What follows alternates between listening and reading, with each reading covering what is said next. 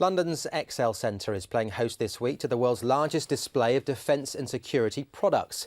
Among the almost 1,400 exhibits is FRES. It's the first public outing for the Army's new family of armoured vehicles that have been many years in the making.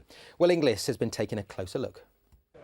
This is without question one of the world's largest arms fairs. There are nearly 1,400 exhibitors here from 46 countries. Many of them are firms large and small from the UK, trying to get their equipment into service with the British forces or indeed sell it for export.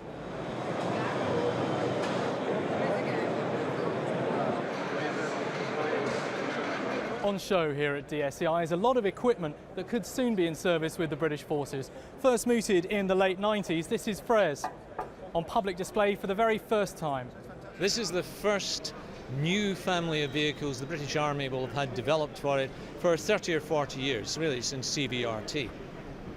And it's going to be a variety of vehicles, everything from a troop carrier with 11 people in the back, to the scout and reconnaissance model you see here, to engineer variants, command and control, ambulance, the lot. And if we put a 120mm turret on this, it will have the same firepower as a main battle tank, all in one family of vehicles. And you can see the benefits there of commonality in spares, repairs, maintenance, etc. In terms of lethality, we recognise we've now got to fight for information, and so we've got a 40mm cannon which is being developed jointly between the UK and France, and that gives us the lethality to defeat targets if they present themselves and therefore fight for their information. We've got a much more capable surveillance and target acquisition suite inside there as well. In terms of the panoramic commander sight you can see on top, with much better detection ranges as well. And there are a whole host of other sensors in there that operate across the electromagnetic and acoustic spectrum to improve the survivability of the platform and the target acquisition as well. And then the hull itself is much better protected than the previous platform that it's replacing, CVRT. It's got a much more reliable engine and transmission, so it will give us much greater terrain agility with a similar ground pressure to the CVRTs that we're using in Afghanistan at the moment. So it's bigger, but it will be able to access the same sort of terrain.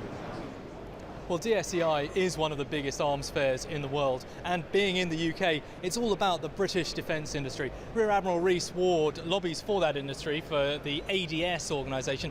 Rear Admiral, how important is the defence industry to the UK economy? Hugely important to the economy. It delivers some £35 billion worth of value to the economy. It exports $9 billion, which is a major contribution to the balance of trade. And how important is this show for that industry? This is our showcase. This is the UK showcase. 1,300 companies here. Over 641 of those companies are UK companies. Biggest show in the world for defence and security, a major contribution to our industry. Of course, there have been concerns raised about the ethics of the arms industry. How tight are the controls on just who British defence firms can sell to? Our government is very strict. We have an export licensing system which is the most stringent in the world. So British industry is very confident that if they get approval to sell through our export licensing system, then we will be doing the right thing. Of course, some of the products on display here are extremely innovative. Defence has changed markedly since the September the 11th attacks. How important is that spirit of innovation for the UK industry? Again, very important indeed. You'll see here at DSEI all the companies from all the way up and down the supply chain, from the major companies, BA Systems, Finmeccanica, Thales, all the way down to small SMEs.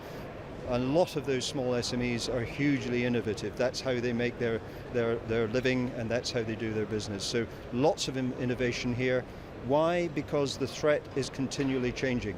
We're no longer in a bipolar world. We do not know what the threats are going to be into the future. You've got to have capabilities that are flexible and agile to support our armed forces.